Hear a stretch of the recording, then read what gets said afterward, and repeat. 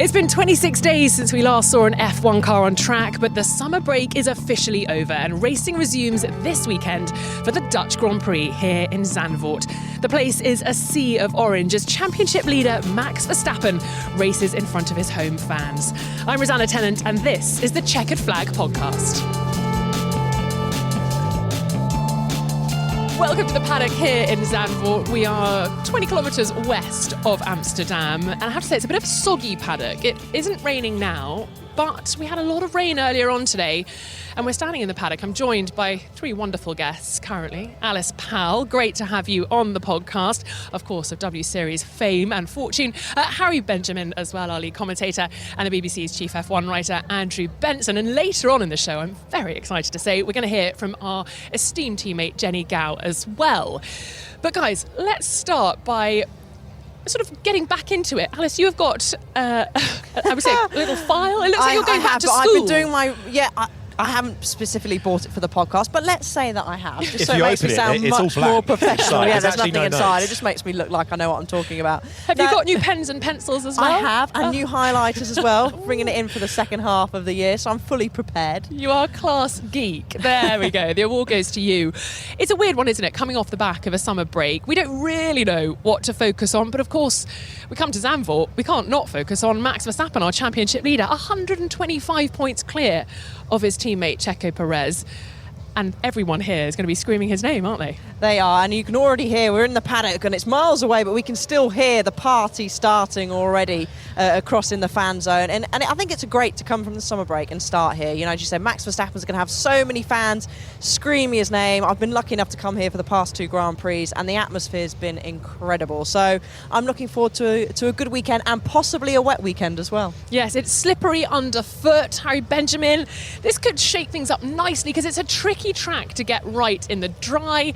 Add a bit of weather into it, as Alice said, we can have a really exciting weekend potentially. Yeah, well, let's hope so, because overtaking is quite difficult around here.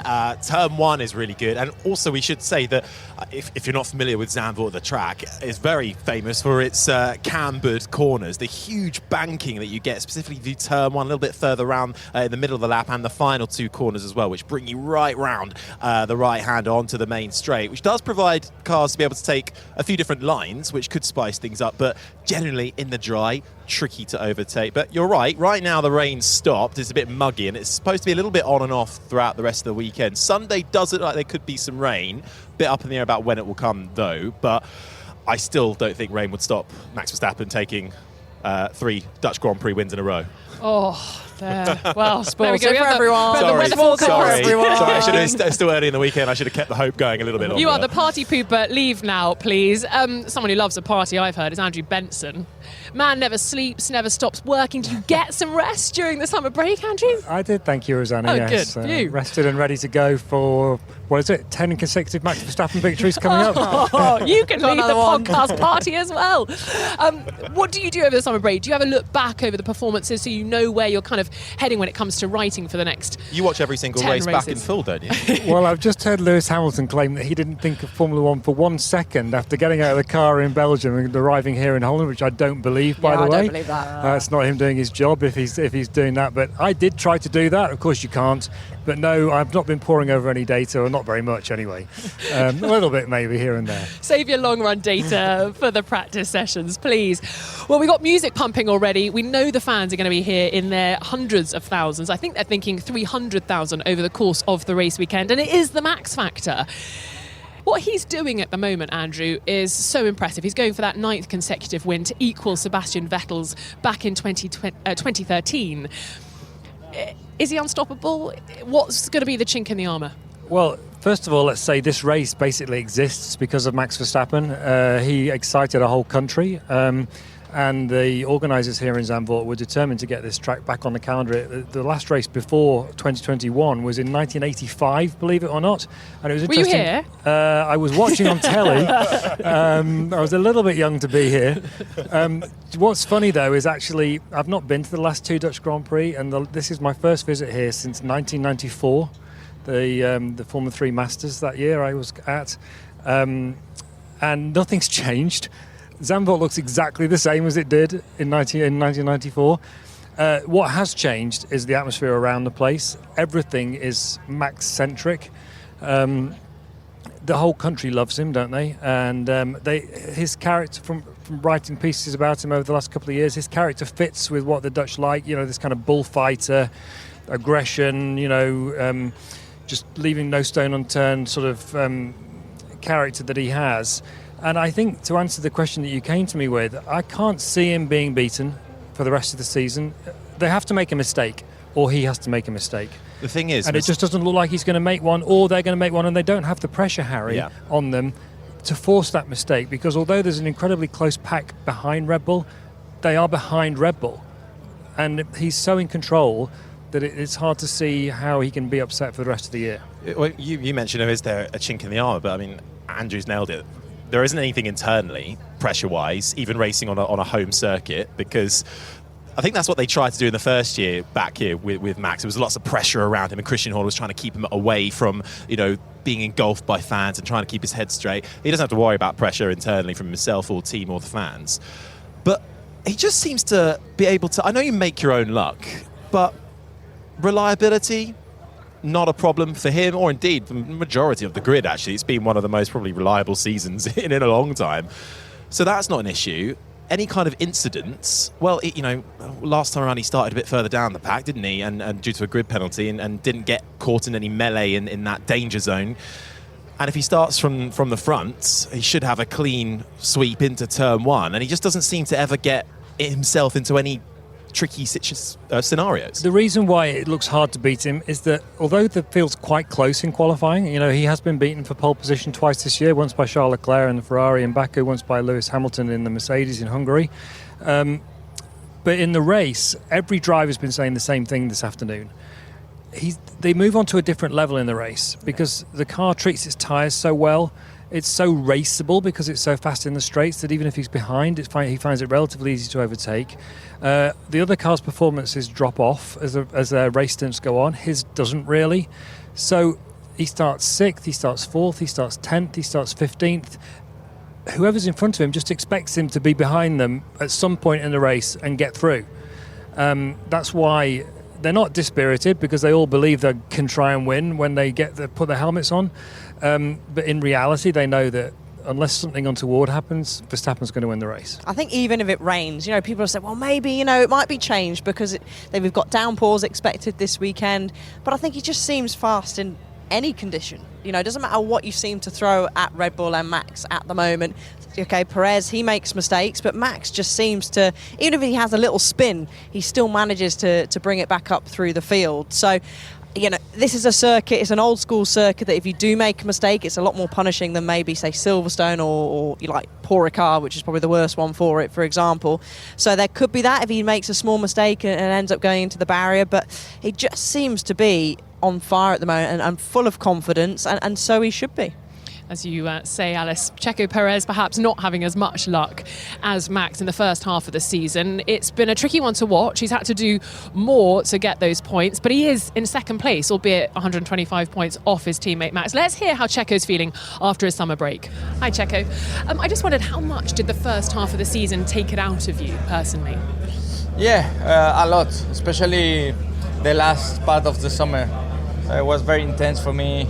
Very stressful, because when you are not really happy with your car, it's really hard, and especially when you have such a strong car underneath you and you're not able to take the maximum out of it, it's always very stressful. But it's part of our life, and I've learned a lot from myself as well in that period, and I look forward to really get that consistency level. And how confident are you then that car you have now will suit your style as you go into the second half? And what's possible? Everyone's talking about Max being unbeatable, but you've got the same car, right? Yeah, we do. I just have to do my job, focus on myself, and make sure that I'm able to keep the consistency. Hopefully don't leave the podium from now until the end of the year. That a promise? Yes, that will be. Thanks. Thank you.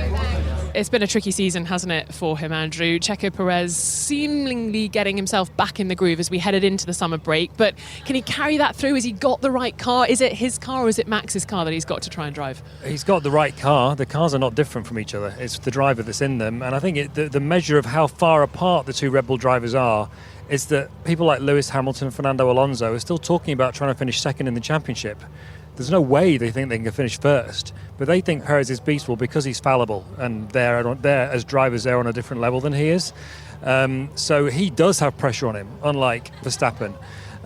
If he gets everything right, he should be finishing second to Verstappen in every race, but he doesn't get everything right. And I think that shows at Budapest, where he made that really silly mistake of sort of going on the grass into, was it turn 5, and spinning off at the very start of a free practice session.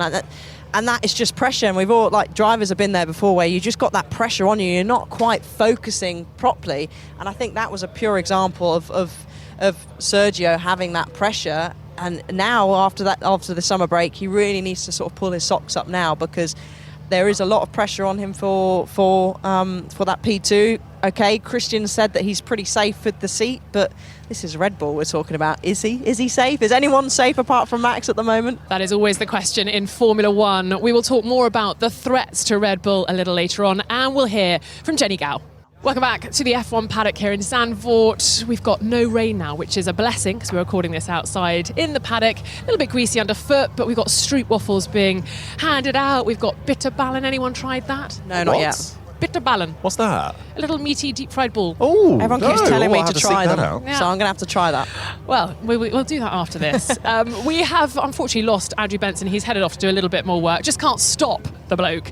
Loves it so much. So he's heading off into the Zandvoort sunset. But we've been joined by Jenny Gao, and I'm going to take that as a great substitute. Hello, Jenny. Welcome to Zandvoort. Thanks. It's nice to be here. It really is nice to be here. I can't tell you how excited. Well, it's so nice, because last time we saw you, it was Silverstone, which seems like A long time ages ago. A very long time ago. How many? Was it only like a month and a half ago? It feels, so. Ridiculous. But the time has flown, and we're glad you're back with us. You had a very interesting journey over here on the old ferry. No, I didn't think it would be as exciting as it was. But when someone says the word ferry, you think, okay, that sounds like a good alternative to flying, especially at the moment with me not being great at flying. So yeah, but then they said ferry with producer Paddy, and suddenly it That takes a had turn. its Suddenly drawbacks. you're like, for the get me on a lifeboats. plane. Get me on a plane. It's like going back to when Andrew Benson was last here in like the 80s, and like, I'm going on a ferry. It's like a quite school like it. trip. It's quite romantic as well. It You was got the not overnight romantic. One. Oh, okay, fine. I was in a top bunk bed, trying not to roll off.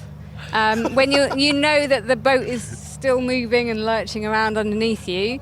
It These was are all an hour conditions. late leaving, so I got to bed after 12 o'clock, which is not ideal preparation when you're going through stroke recovery. I turn into a pumpkin after 12 o'clock as well, so you never Exactly. want to do that either. A pumpkin? Yeah, that's me, you know. Okay. Yeah. Trying to imagine, I'm like, okay, I can't. But you should have checked all these terms and conditions before signing up to this ferry crossing. But look, I'm glad you're here with us in Zandvoort. In the paddock, you've been in the media pen as well.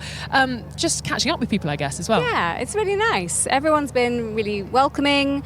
It's been nice to buddy up with you. Normally we stand in the media pen and we're kind of doing our own thing for different microphones. different broadcasters, and now we're doing it together, and it's nice. Yeah, we're teammates. We're all teammates here in the paddock, and it's so nice to all be here together. We were going to talk about the sort of threats to Red Bull, because there are a few teams knocking on the door, aren't they, of potentially, I'd say, Checo Perez rather than Max Verstappen. And you've been talking to some of them. You were talking to Oscar Piastri from McLaren earlier on. They've had an amazing resurgence in the last couple of months. Nice to stand in the media pen and ask a question to the drivers like that. Yeah, really nice. And it's really nice to put some context to the stories that you listen to and you read about. And having watched the first half of the season at home, you kind of think, oh no, it's another bad season for McLaren. I can't believe they're going through this again. And then all of a sudden it's like, ha-ha! We're back. Joker. Yeah. The old dog, yeah. So yeah, I don't know who's got a better comeback, them or me. I don't know. There's a lot of people saying Close. who's got, Daniel Ricciardo's in the mix as well. But yeah, I think they're an interesting team at the moment, and they are a threat, and hopefully they'll continue to pile on the pressure, keep developments coming, and they'll be able to challenge. Absolutely. If not this year, definitely next. So let's hear from Oscar Piastri then. He was talking to Jenny a little earlier on in the media pen. What do you think surprised you the most after that first half? What have you really had to work on as well? I think in the first half of the year, obviously we didn't have many opportunities to score points or big results, and a lot of the time we were kind of like that sixth best team where you needed to pull out something special to get points. And I think sometimes I maybe put a bit too much pressure to try and achieve that, and instead of letting things sort of come to me and just, whatever happens, maybe there was a bit too much eagerness to try and get into the points. So I think just sort of relaxing a little bit from that aspect. Of course, it helps now that we have a car that's a bit stronger, but just trying to focus on staying relaxed and, in some ways staying within the limits of what you can do and what the car can do, and just being more consistent. I think there's been a few points in the season where that's maybe let me down, and there's been a few highs and lows, and I want to try and get rid of the lows, of course. So just trying to be more consistent. I think the last few weekends have been better for that. But yeah, just keep learning and trying to get good points on the board. Max has been so metronomic with his ability to win. That's kind of making it really hard for you to achieve that. But what do you think you can achieve with this second part of the season?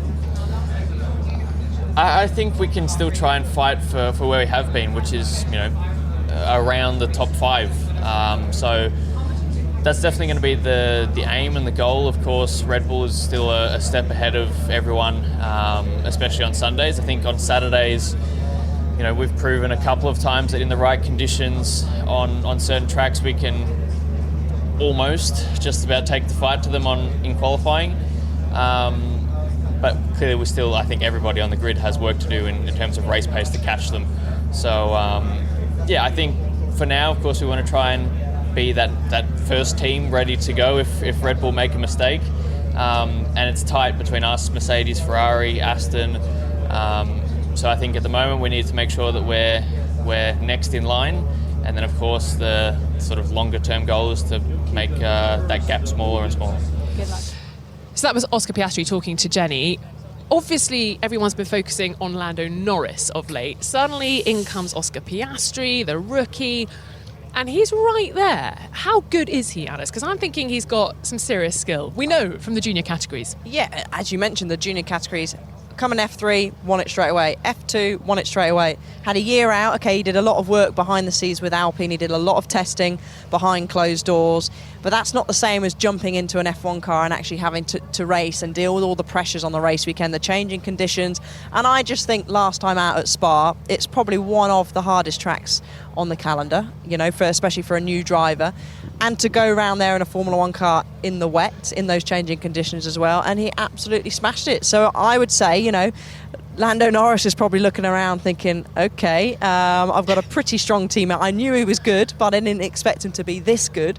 So I think he and McLaren as a package will probably be pretty strong this weekend. Yeah, it's a serious driver lineup. We mentioned the word Alpine. Of course, he jumped ship from their Alpine sort of junior team to go to McLaren, Harry. It was a year ago, wasn't it, that we were all talking about the contract discussions and him leaving them. The tweet from Oscar Piastri. Just that little, little tweet drop out.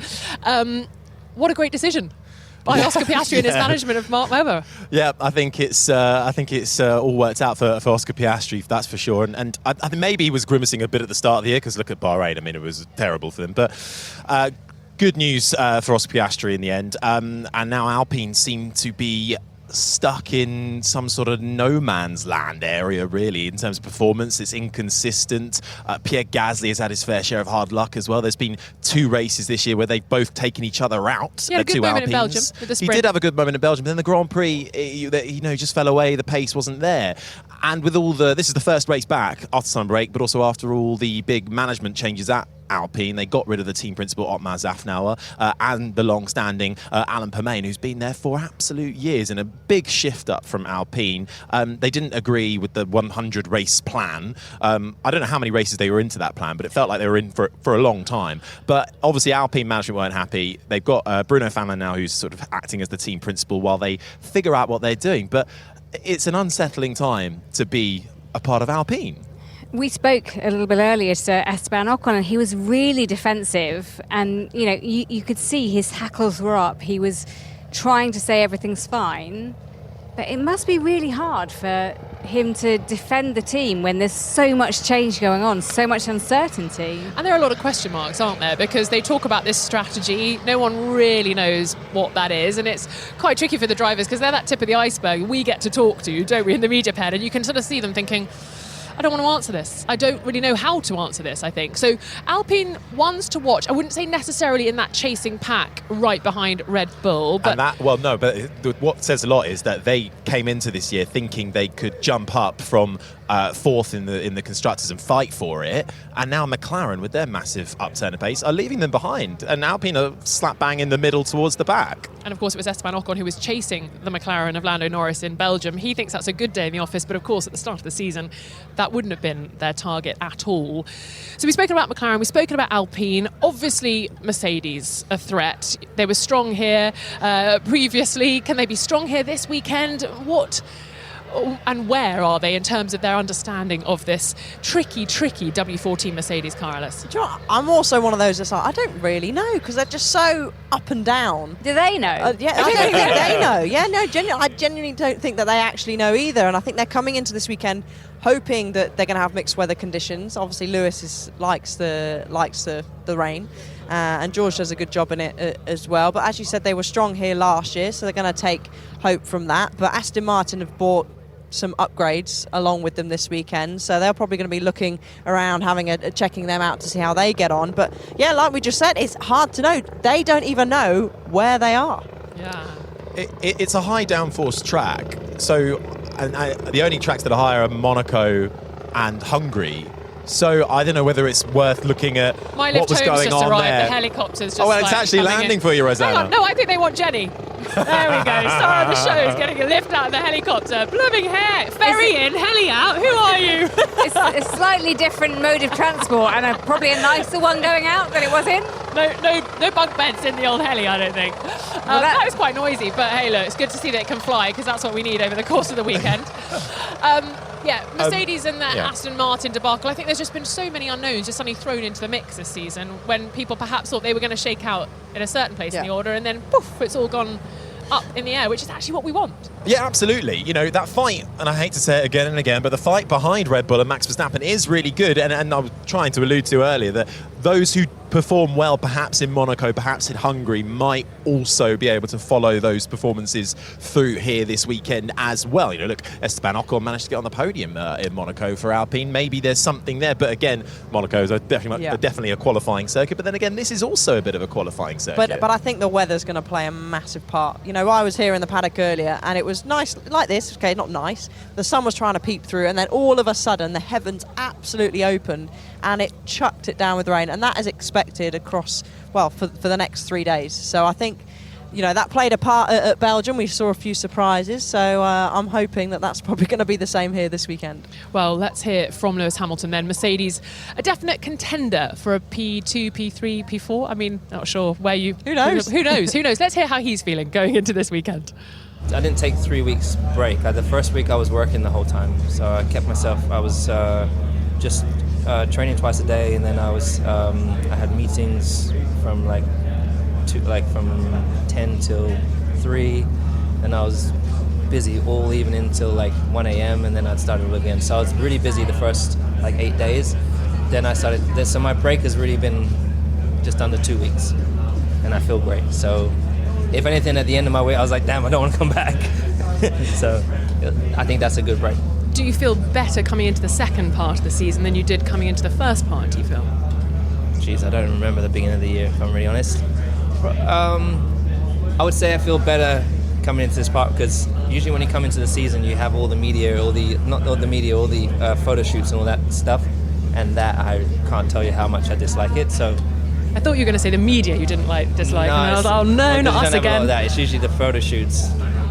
That way, I'm like, I come in all energized, and at the end I'm like, so obviously I haven't had that this time, and I had a really great time. I had 1 day of surfing, which was awesome, and nothing's damaged, and I feel good. So you're energized for the second part? Yeah. Ready to beat Max, or is it just Checo?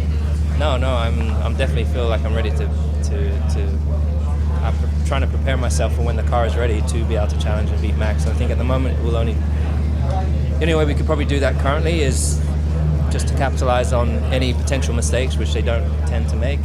But if they do, I'll be there. So that was Lewis Hamilton feeling refreshed after his break. As is another man, actually. Valtteri Bottas was busy over the summer break on gravel roads, he was telling us in the media pen, taking on some sort of... Have you not seen his Instagram? He was taking part in a bike race and wearing said a it finished him off. But he was wearing a full Duffman costume. I think like the Simpsons character, full Duffman, and he won the race. And then he won his weight in beer, which he then donated to the punters who were watching the race, which I think is fantastic. Yeah, Big up Valtteri. He's just been strolling through the paddock past us with his teammate Joe Like Guan Yu. he's had his body weight in beer anyway. No, he donated it. He donated None of them it, do. Yeah. Anyone else looking refreshed, feeling good after the summer break? Do you think, Jen? I think Hamilton was looking very relaxed. He had a good summer break, lots of time spent with friends, jumping off the back of boats and into the water and surfing. And Fernando Alonso looks so relaxed. He gets younger every time I see him. Yeah, what's Seriously. he eating? Because I'd like some of that. Face cream is he? Not Stroop waffles at He all. didn't have a bit of ballon. But he had a good summer. You're right, Jen. It looks like he's refreshed and looking ready to go. I think maybe because he knows there's something to fight for. Like, he can go out there, he's been so impressive this season. And knowing that in the back of his head, it's not just for fun, it's not for kicks. He can actually get out on the podium every race weekend. Must lighten your mood. It must. You had it win W Series every weekend. You could win the race. Yeah, and it does give you that extra With the Fernando energy. glow. Yeah, have I still got it now? It's called the 5 Live Glow. Oh yeah, honey. It literally just gives you something that bit more motivation, because you're getting up in the morning, you're training, you're never going to give up, but you're actually training now to win and for those trophies, and you feel like you have a bit more of a purpose on the grid instead of sort of just driving around kind of thing. So no, I totally get that with Fernando, but I will go and take some tips, some looking younger tips from him. Aston, though, I mean, we spoke upgrades Mercedes, Aston just before, but they've got to be careful, really, because they had such a wonderful start to the year, obviously, but I don't think it's a case that they've fallen back. I think everybody is starting to catch up. So this development race is going to be crucial, or has already been quite crucial already, and is going to continue that way. You know, Aston Martin made such a huge jump.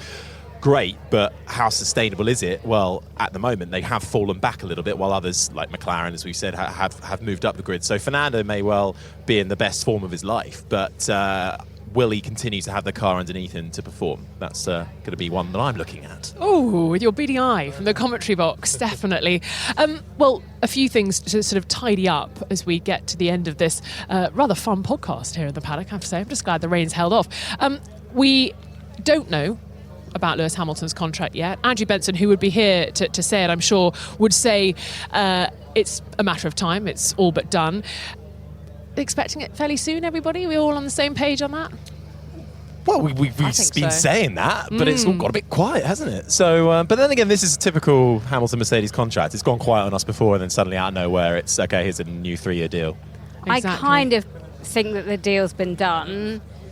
That's just a hunch. I don't actually know that, but I feel like they've sorted out the paperwork, it's done, but when they announce it, they don't need the hustle. They're not in the rush, are they? They're not in a rush. Things are signed. It's just just fans. It's us. We just want to know what's going on. And yeah, so I've heard the same thing, that it's all sort of done, and just they're not in a rush. They're just making us wait, basically. They love to do that, don't they? Yeah, they do. String They're it playing out with us. How dare they? They do. One thing actually I need to pick up on is Ferrari, of course, because they are definitely a threat, I would think, to the Red Bulls at this point. Yes, if they can string it together and keep pit stops happy and get strategy right. It's the same odd things, but again, talking of contracts, Leclerc and Sainz, that's continuing. They have a contract for next year, but that is continuing to be talked about at the moment too. So how much is that going to affect things? But Fred Vasseur seems fairly confident with the way Ferrari are moving. I don't think we've quite seen the Fred Vasseur impact yet since he came on board as team principal, but they're making some new signings, but those signings don't come in, some of them, for another couple of seasons yet. So they're moving, I think, in a reasonable direction, but it's so tight. You can't actually say who's going to be straight second behind Red Bull. Yeah, exactly. The big question, Fred Vasseur talking about the Carlos Sainz contract, saying he wanted it sort of done by the end of the year, but Carlos was very quick to say actually before the start of next year. So as in they've got another 3 months on Carlos's watch to get to March, so he can focus fully on the racing for 2024. And then we did have some announcements this morning that Nico Hülkenberg and Kevin Magnussen are going to be driving for Haas next year. That's a solid lineup. They've got the experience. It's 7 years it'll be for Kevin Magnussen. You can't really believe that with Haas. Wow. And I think it's a good sign for Haas. I think actually Hülkenberg, did we all have our doubts when they announced Hülkenberg as the one? But I think he's overperformed. He's been brilliant.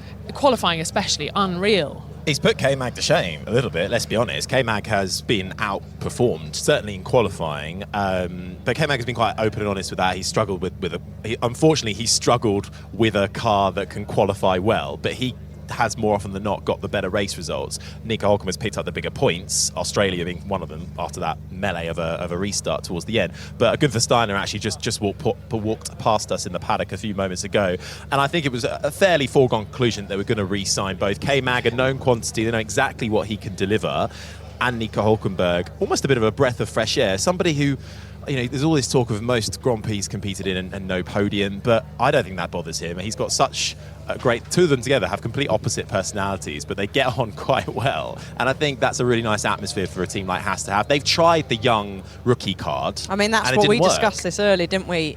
I said I wouldn't like to have seen a younger driver come in. I'm always for the younger drivers. There's plenty of them in F2 that are fast and might not necessarily get that break. But as you said, they've tried it and it's not really worked for them. Well, quick fire questions for you now. AlphaTauri, talking of return drivers, not rookie ones. Thoughts on how they're going to go and how important Daniel Ricciardo's next bit of this season is? I think this is going to be a tough race for him. It's probably one of the most physical tracks on the calendar.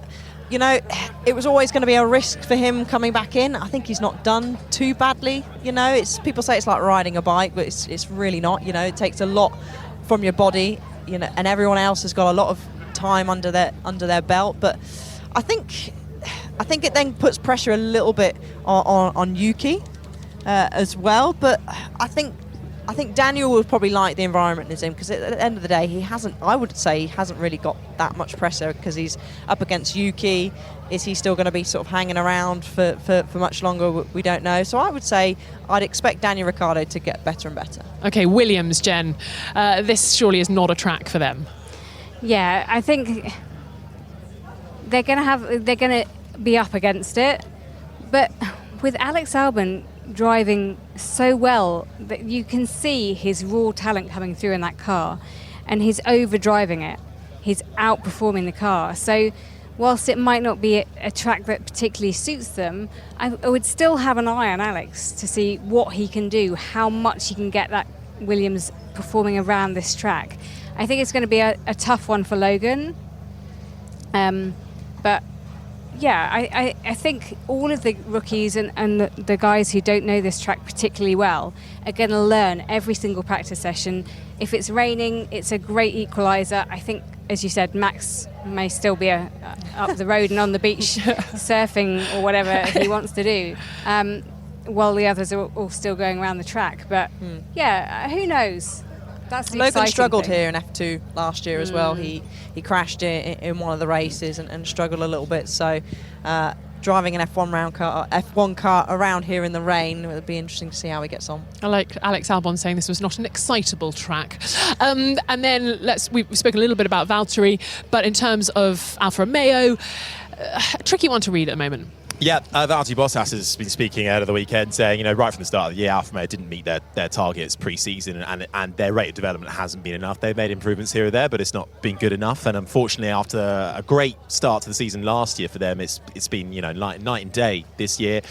Tough to see what they could do. I mean, I don't know how much of it was when we had Hungary with the alternate tyre allocation, but similar-ish track, and they qualified rather well, Zhou Guanyu and Valtteri Bottas. So maybe both in the top 10, double Q3. So maybe they're an outside bet for a top 10 quali race.